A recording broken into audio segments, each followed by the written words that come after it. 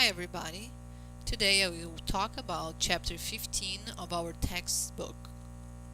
This chapter is about culture and leadership. The discussion of the chapter is centered on research that describes culture and its dimensions, and the effect of culture on leadership process. Globalization, defined as the increased interdependence between nations, has created the need to understand how cultural differences affect leadership performance and what leaders need to do to become competent in cross-cultural awareness. Global leaders need to be skilled in creating transcultural visions and need to develop communication competencies that allow them to implement their vision. The author defines three concepts related to culture that are important when speaking of globalization and leadership.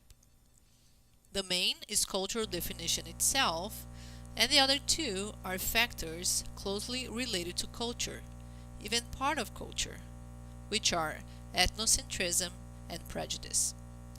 Culture can be defined as the learned beliefs, values, rules, norms, and traditions that are common to a group of people. Within culture are the terms multicultural and diversity. Multicultural refers simply to the existence of multiple cultures, such as American or African cultures.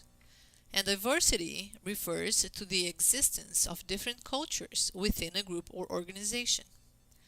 Leaders need awareness about multicultural and diverse environments where they operate. Ethnocentrism is the universal tendency for individuals to perceive one's own culture or ways of doing things as right, better, and more natural than others. It can be an obstacle in effective leadership because it prevents people from understanding or respecting different viewpoints. As an example, if a leader believes in respecting authority, she may find difficult to understand someone who challenges authority.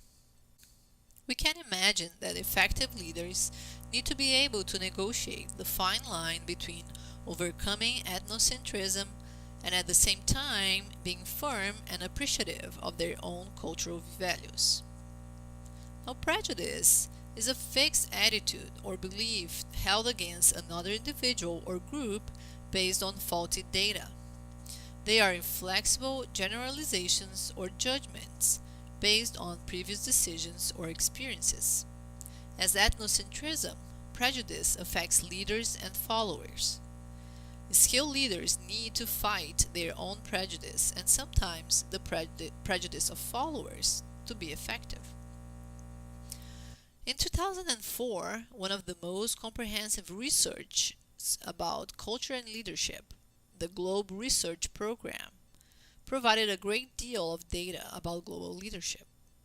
The primary purpose of this project was to understand the impact of culture on leadership effectiveness, and it encompassed 62 different countries around the globe. It also wanted to determine how people view leadership, which is called implicit leadership theory. The Globe research determined 9 cultural dimensions, or cultural characteristics. These cultural dimensions formed the basis for studying how the countries differ in their approach to leadership. They are uncertainty avoidance, power distance, institutional collectivism, in-group collectivism, gender egalitarianism, assertiveness, future orientation, performance orientation, and humane orientation. The data from the 62 countries were organized into 10 regional clusters. They represent a valid and reliable way to make generalizations about culture and leadership. I will point out the Anglo cluster and the Latin America cluster for future examples, since my 2 countries are represented in them. This table classifies the cultural clusters according to their highest and lowest scores on each cultural dimension. This data provides information that is helpful for local or global leaders. Let's compare the Anglo and the Latin American cluster as an example. The Anglo cluster scored high in performance orientation and low in in-group collectivism. Now, Latin America scored low in future orientation, institutional collectivism, and performance orientation. From this table, we can get a general sense of each cluster, high and low cultural dimension. Regarding how different clusters see leaders' behavior, global researchers identified 6 global behaviors. They are charismatic or value-based leadership, team-oriented leadership, participative, humane-oriented, autonomous, and self-protective leadership. Based on these categories, researchers identified a leadership profile for each cluster and defined the relative importance of certain behaviors for each cluster. As an example of leadership preference in the Anglo cluster, the 3 most important attributes of a leader are being charismatic, participative, and humanely oriented.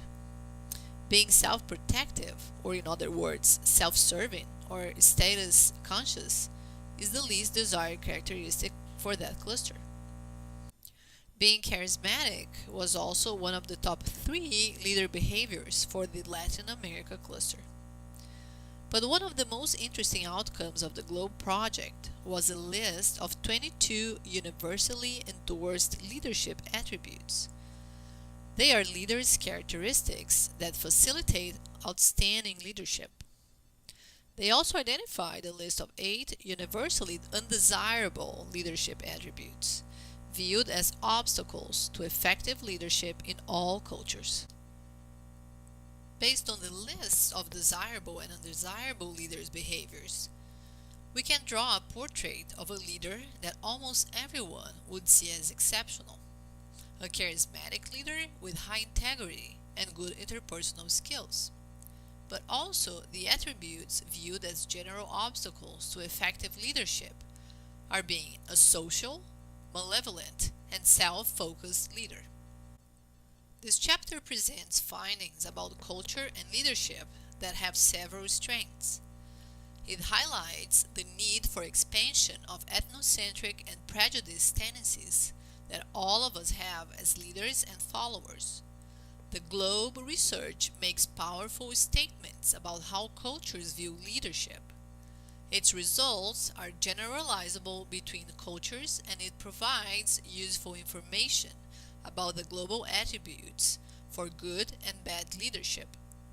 The body of research on culture and leadership also has several weaknesses.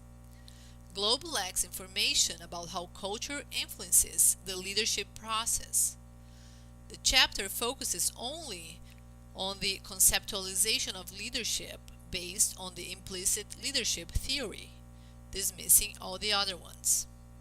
Lastly, the GLOBE research attributes for effective and ineffective leader is comparable to the list of traits on Chapter 2, which can be also very limited when analyzing all the different theories. In summary, the main applications of this chapter are: first, findings about culture can help leaders understand their own cultural biases and preferences, and therefore other people's biases and preferences. Second, it can help leaders adapt their style to be more effective in different cultural settings. Third, it can help leaders communicate more effectively to overcome cultural differences. And fourth, the findings can be used to train leaders and facilitate adaptation of leaders who work in multicultural and diverse environments. I hope you enjoyed it. Thank you very much.